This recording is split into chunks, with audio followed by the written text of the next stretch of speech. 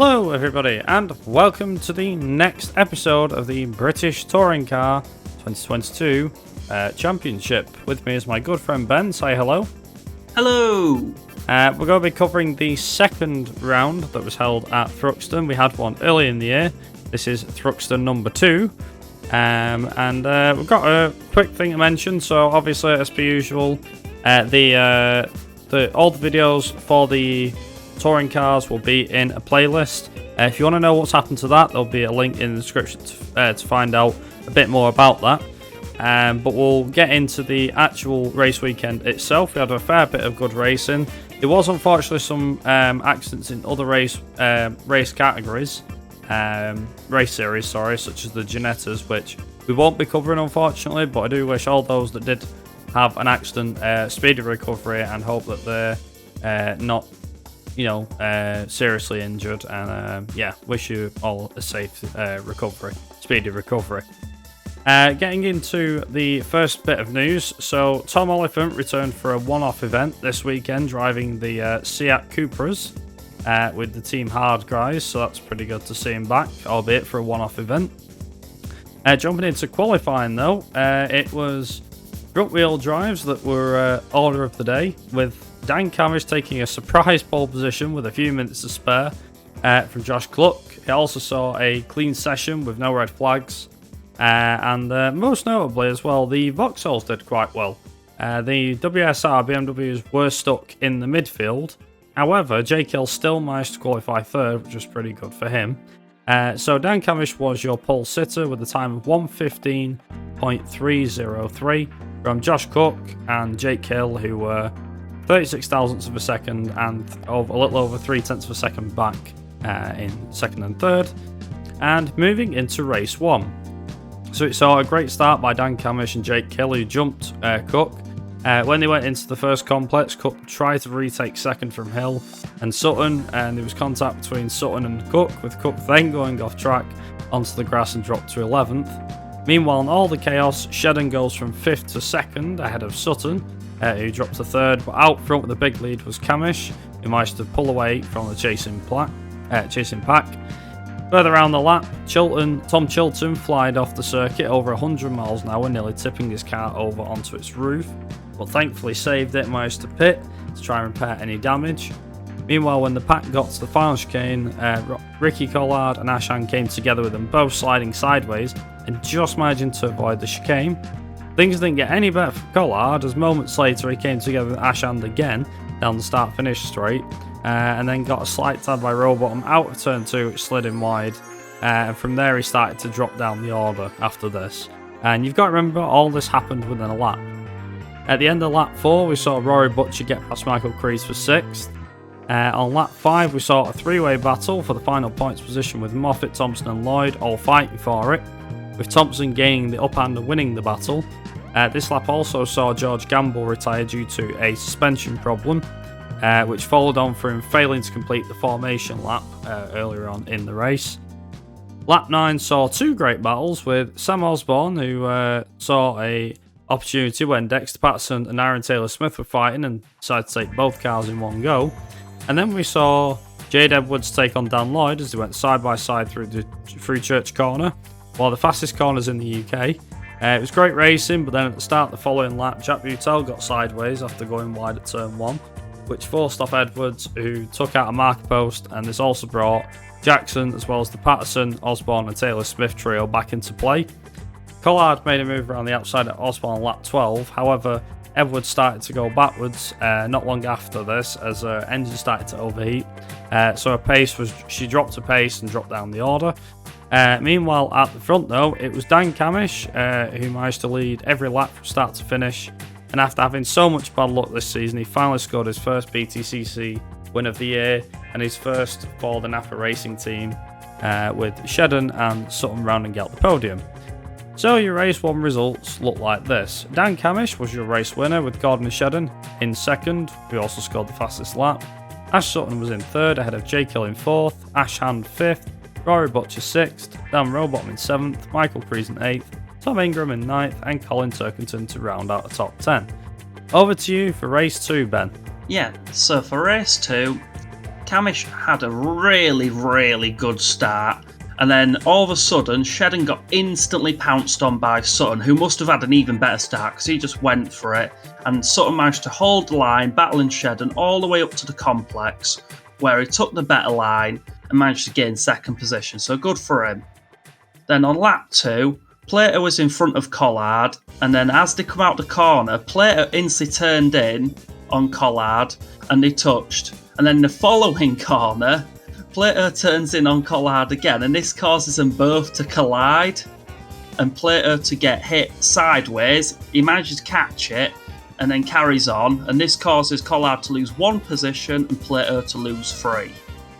On the end of lap 4, Sutton made a big mistake which caused him to skip the chicane and give Camish quite a big lead, and it meant that Shedden then caught up to Sutton and he was right behind Sutton. And then all of a sudden, Butel instantly bounces off the curb of the chicane, and this causes him to have to brake harshly and then have a sharp exit of the chicane so he could carry on through the chicane. This then caused him to turn into the path of Patterson, which caused Patterson to spin on the straight. Then Butel pushed him again, which pushed Patterson back to facing the right direction, but because of this, they were very far behind everyone. Like, he had some time to make up now. On lap 6, Ash Hand comes into the pits at the end of the lap, and at this point he was in 6th, so that's not the best really for him. It's quite sad to see that when someone like him, is up there trying. Not long after this, you see Jelly just goes insanely wide at the chicane, and this gives a place to Michael Crees, who might just go straight past. It's really easy for him to just go past him. Then we catch up the action again on lap 8, as Collard goes sideways and then taps Jackson. They both somehow carry on, which is insane to see because it's right speed, I think, coming off the main straight. They did, and then they carried on as they overtook Aaron Taylor-Smith as well. Edwards then comes in and taps Collard straight into Aaron Taylor-Smith. Collard then loses a bit of his front left bodywork due to damage. He then taps her back, and then this gives Plato the advantage, which he uses to just go past both of them and gain 18th. As they make contact again, Edwards then gains 19th by getting past Collard. On the next corner, Collard is pretty simmering. He then manages to get past Edwards again and take 19th, and she then goes down to 20th.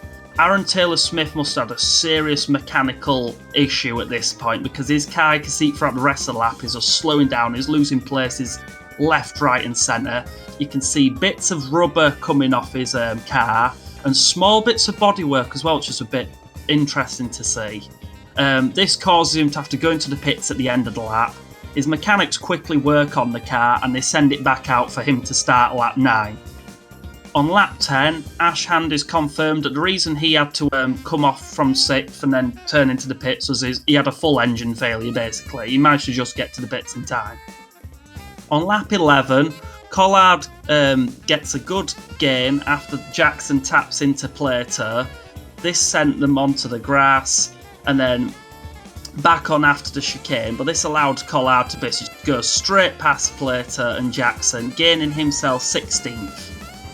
On lap 13, Camish pulls over and then allows Sutton to go past him without either of them losing places. Obviously, he loses one and Sutton gains the other. And then on lap 14, Sutton gets the race win. So your winner is Ash Sutton with the fastest lap. Camish is in 2nd, Shedden is in 3rd, Hill is in 4th, Butcher is in 5th, Ingram is in 6th, Rowbottom is in 7th, 8th is Cook, 9th is Crees, and 10th is Turkington. Over to you, Brad, for race 3. Thanks, Ben. So the final race saw Stephen Jelly on pole position, and it was a great start by both Stephen Jelly and Colin Turkington on the front row. It's both Cook and Ingram managed to both gain a place as well. In all the first lap chaos, Sutton moved up to 7th from 11th with him getting stuck in during this race. However, Hill didn't do himself any favours as he ran wide and dropped several places. Cook did make his intentions clear that he really wanted to win the final race of the day as he moved past Turkington at Church. Sam Osborne went out after having contact on lap 2. Plato pitted with damage along with George Campbell, who got spun around and had to pit. Jelly let Turkington by on lap 3 to go after Cook for the win. So Cook managed to take Jelly on lap 2. First took Turkington, following lap later he took Jelly for the lead. So Jelly and Turkington swapped places on lap 3, as I said. Then we had Jake Hill and Ricky Collard went head to head on lap 5 as they battled over 13th place. Meanwhile, further back on lap 7, we saw an interesting scrap between Aaron Taylor-Smith, Dexter Patterson, Tom Chilton, Jade Edwards and Tom Oliphant, who'd obviously, like I said, made a one-off return to the BTCC this weekend. Aidan Moffat got forced off the circuit by Adam Morgan, who himself was fighting Jack Butel. Rowbottom managed to get past Ingram into the final chicane at the end of lap 10. Lap 11 saw Jason Plato retire from the race due to engine troubles, as did Nick Hamilton, who also retired. Lap 13 saw Adam Morgan and Ash Hand come together at Church Corner, with both coming off with damage. However, both could continue. Up at the front though, it was Josh Cook who took his 10th win at the Thruxton circuit, with the WSR BMWs of Turkington and Jelly rounding out the podium. So the race 3 results were: Josh Cook was your race winner with the fastest lap. Colin Turkington was second ahead of Stephen Jelly in third, Rory Butcher in fourth, Ash Sutton in fifth. Then we had Dan Rowbottom in sixth, Tom Ingram in seventh ahead of Michael Crees in eighth, John Shedden in ninth, and Dan Camish in 10th. So what does it do for the driver standings? Well, as you might imagine, with so many different results going in the way of the Napa Racing drivers, it saw Ash Sutton close up and become second in the championship, only 6 points behind Turkington, who's on 311 and leading the Drivers' Championship. We then have Tom Ingram and Jake Hill have got their own little battle, who are a further 12 and 15 points back respectively. Then we have Josh Cook in 5th, who, despite winning the last race, is now firmly out of the title fight. Then we have another 20 to 30 point gap back to Rory Butcher in 6th, ahead of Gordon Shen in 7th. And then we have Dan Camish, who jumps into 8th position, ahead of Stephen Jelly, who he's tied on points with, ahead of Dan Lloyd. So a very close battle for 8th, as well as 6th and 7th, and obviously the top 4 are fighting the way out, with Josh Cook just kind of on his own in no man's land. But who do you think that your winners from the weekend were, Ben? I'd say definitely Camish. Obviously, how well he did in race 1. Race 2, he could have won, but he was an amazing team player to allow Sutton, the championship points. And on the when it showed the podium, he seemed really good talking about it, at least in front of the press, which I thought was, really good on his part. Showed what a good team player he is, at least, in front of the cameras and for everybody to see. Really good. I hope Napa Racing keep both of them, to be honest, for next season, because I quite like them two as a little duo. I'd say, obviously Sutton, he did really well. And then other than that, it's sort of little bits of pieces you saw here and there made me think, okay, it was an interesting weekend for them. Some people might have said they did well, but I think they did. I'd say definitely Jade Edwards did actually quite well for what she did in the race. She had some good battles going on, she wasn't just giving in to people. If they went for it, she went back, she was showing, don't mess with me, and going for it. And I thought Ingram did quite well to make what he did out of the weekend. He's still in that top 4 who could win. Obviously he's a bit further back, but you never know. Yeah, I think for me it probably would be, again, to agree with you, I'd definitely say both Napa lads, Dan Camish and Ash Sutton.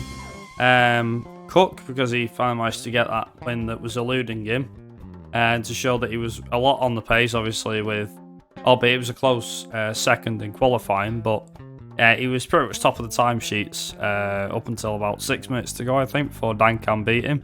I'd say Gordon Shen did quite well as well, given it was his 400th British Touring Car race this weekend. He did manage to score a podium, which was great to see for him.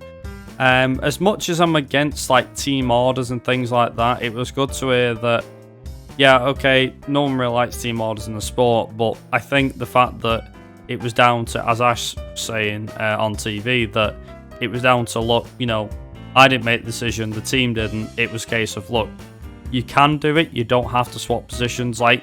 Had Dan Cam could have actually, he could have gone on to win, and that would have been that.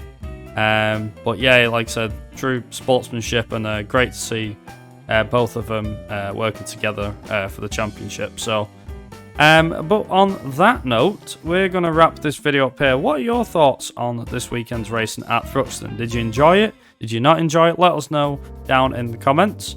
Obviously, we are now into the penultimate rounds of the season, so we have Silverstone next in a couple of weeks, followed by Brands Hatch Grand Prix for the finale, where the champion will be crowned. And yeah, we look forward to seeing you at Silverstone. So until then, thank you very much for watching. Hope you guys have a great night. And as always, till next time, have yourselves a great time. And ta-ra. Bye.